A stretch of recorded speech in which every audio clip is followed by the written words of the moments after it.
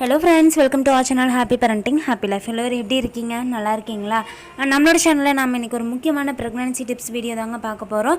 And அதுக்கு முன்னாடி நீங்கள் நம்மளோட சேனல் இப்போ தான் ஃபஸ்ட் டைம் பார்க்குறீங்க அப்படின்னா கண்டிப்பாக நம்மளோட சேனலை சப்ஸ்கிரைப் பண்ணி வச்சுக்கோங்க. ஏன்னா நம்மளோட சேனலில் pregnancy tips, baby food recipes, baby clothing tips எல்லாமே போட்டுட்ருக்கோம். ஸோ இந்த டிப்ஸ்லாம் உங்களுக்கு கண்டிப்பாக யூஸ் ஆகும்னு நினைக்கிறேன். ஸோ கண்டிப்பாக நம்மளோட சேனலை சப்ஸ்கிரைப் பண்ணிக்கோங்க. அண்ட் வாங்க நம்ம இன்றைக்கி வீடியோக்குள்ளே போயிடலாம். நாம் இன்றைக்கி என்ன வீடியோ பார்க்க போகிறோம் அப்படின்னு பார்த்தீங்கன்னா கர்ப்ப காலத்தில் கர்ப்பிணி பெண்கள் முக்கியமாக தொடவே கூடாத சில ஃபுட்ஸ்லாம் இருக்குதுங்க.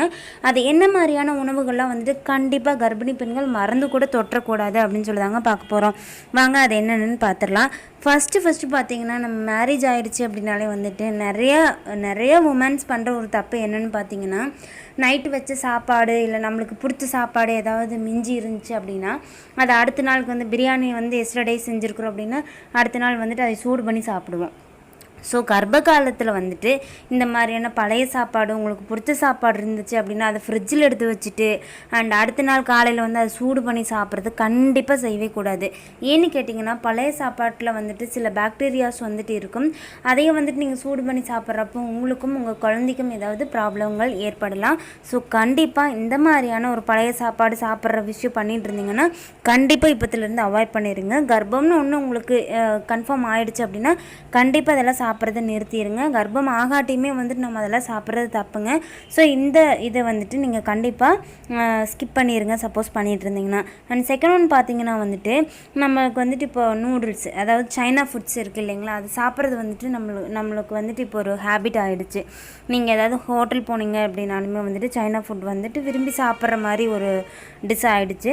ஸோ கண்டிப்பாக இந்த சைனா ஃபுட்ஸ் கர்ப்ப காலத்தில் சாப்பிடக்கூடாது. ஏன்னு கேட்டிங்கன்னா அதில் சோடியம் அண்ட் மற்றும் வேறு சில விஷயங்கள்லாம் அதில் ஆட் பண்ணுறாங்க. அது பார்த்திங்கன்னா கர்ப்பமாக இருக்கிற பெண்களுக்கும் குழந்தைகளுக்கும் அவ்வளோ நல்லதில்லை. சப்போஸ் இப்போ சாப்பிட்டீங்க அப்படின்னாலும் டெலிவரி ஆனதுக்கப்புறம் குழந்தைகளுக்கு அது சில பாதிப்புகளை ஏற்படுத்தலாம் அப்படின்னு சொல்கிறாங்க. ஸோ கண்டிப்பாக அந்த சைனா ஃபுட்ஸ் அவாய்ட் பண்ணிடுங்க. அண்ட் அடுத்தது பார்த்தீங்கன்னா மெடிசன். நீங்கள் உங்களுக்கு டாக்டர் என்ன மெடிசன் கொடுத்துருக்காங்களோ அதை மட்டும் நீங்கள் ஃபாலோ பண்ணுங்கள், அதை மட்டும் சாப்பிடுங்க. சில பேர் இது சத்து மாத்திரை, எனக்கு நிறைய பேர் அப்படி சொன்னாங்க, சத்து மாத்திரை சாப்பிடாத குழந்தை ஊறிடும், நார்மல் டெலிவரி ஆகாது, அது மாதிரிலாம் சொல்லுவாங்க. ஆனால் நீங்கள் அதை நம்ப தேவையில்லை. ஏன்னு கேட்டிங்கன்னா நம்மளுக்கு தேவையான விட்டமின் டேப்லெட்ஸ் தான் அவங்க கொடுப்பாங்க. ஃபஸ்ட் பார்த்தீங்கன்னா ஃபோலிக் ஆசிட்லாம் நம்மளுக்கு ரொம்ப முக்கியம். ஃபோலிக் ஆசிட் நீங்கள் எடுத்துக்கிட்டிங்கன்னா தான் குழந்தையோட மூளை வளர்ச்சி எல்லாத்துக்குமே ரொம்ப நல்லது. சப்போஸ் உங்களுக்கு அயன் கம்மியாக இருந்துச்சுன்னா அயன் டேப்லெட்ஸ் கொடுப்பாங்க. ஸோ கண்டிப்பாக எந்த ஒரு தேவையில்லாத டேப்லெட்ஸுமே டாக்டர்ஸ் கொடுக்க மாட்டாங்க. நீங்கள் அவங்க கொடுக்குறப்பவே இது என்னென்ன டேப்லெட் எதுக்கு சாப்பிட்றேன்னு சொல்லி நீங்கள் ஒரு சின்ன எக்ஸ்ப்ளனேஷன் அவங்கக்கிட்ட வாங்கிட்டீங்க அப்படின்னா உங்களுக்கு எந்த டவுட்டும் இல்லாமல் நீங்கள் மெடிசன்ஸ் எடுத்துக்கலாம். அண்ட் அடுத்தது பார்த்தீங்கன்னா உங்களுக்கு டாக்டரோட அட்வைஸ் இல்லாமல் நீங்கள் எனக்கு ஃபீவராக இருக்குது, சளியாக இருக்குது அப்படி இப்படின்ட்டு எந்த ஒரு டேப்லெட்டுமே நீங்கள் எடுக்கிறது கண்டிப்பாக கூடாதுங்க இந்த ப்ரெக்னன்சி டைமில். அண்ட் அடுத்தது பார்த்தீங்கன்னா சாக்லேட்ஸ் சாப்பிட்றது கண்டிப்பாக ஸ்கிப் பண்ணிடுங்க. ஏன்னா நான் அடுத்து சொல்கிற பாயிண்டில் உங்களுக்கு இது புரியும். காப்பி டீ கண்டிப்பாக இந்த ப்ரெக்னன்சி டைமில் குடிக்கக்கூடாதுங்க. நெக்ஸ்ட் ஒன் ஏன்னு கேட்டிங்கன்னா காஃபி டீயில் கேஃபைன் அப்படிங்கிற ஒரு வேதிப்பொருள் இருக்குது. அது நம்மளுக்கும் நம்மளோட குழந்தைக்கும் அவ்வளோ நல்லது கிடையாது. இந்த கேஃபைன் நம்ம அதிகமாக எடுத்துக்கிறப்போ இந்த ரத்த அழுத்த பிரச்சனை ஏற்படுத்துது, இதய துடிப்பு ப்ராப்ளம் ஏற்படுத்துது. ஸோ கண்டிப்பாக இதையும் இந்த டைமில் ஸ்கிப் பண்ணிடுங்க. சப்போஸ் இந்த காஃபி டூ குடிக்கக்கூடாது அப்படிங்கிற ஒரு எக்ஸ்ப்ளனேஷன் உங்களுக்கு வேணும் அப்படின்னா நான் ஆல்ரெடி வீடியோ போட்டிருக்கிறேன். அந்த வீடியோவோட லிங்க் நான் ஐகார்ட் பட்டன்லையும் கொடுக்குறேன், டிஸ்கிரிப்ஷன் பாக்ஸ்லையும் கொடுக்குறேன். நீங்கள் செக் பண்ணிங்கன்னா உங்களுக்கு கண்டிப்பாக ஏன் காஃபி டீ இந்த ப்ரெக்னன்சி டைமில் அவாய்ட் பண்ணணுங்கிறது நல்லா தெளிவாக புரியுங்க. அதே மாதிரி நான் இந்த பாயிண்ட் சொல்கிறேன் இல்லைங்களா, இதுக்கு முன்னாடி சாக்லேட் சாப்பிடக்கூடாதுன்னு சொல்லியிருப்பேன். சாக்லேட்லேயும் கேஃபைன் அப்படிங்கிற ஒரு வேதிப்பொருள் ஆட் பண்ணுறாங்க. ஸோ அது சாப்பிட்றப்போ நம்மளுக்கு இந்த மாதிரியான சில பிரச்சனைகள் ஏற்படலாம். அது குடிக்கிறதுனால என்ன மாதிரியான பிரச்சனைகள் ஏற்படணும்னா நான் ஐகார்ட் பட்டன்லையும் டிஸ்கிரிப்ஷன் பாக்ஸ்லையும் கொடுத்துருக்குறேன், லிங்க்கை செக் பண்ணிங்கன்னா ஏன் காஃபி டீ குடிக்கக்கூடாதுன்னு உங்களுக்கு தெரியும்.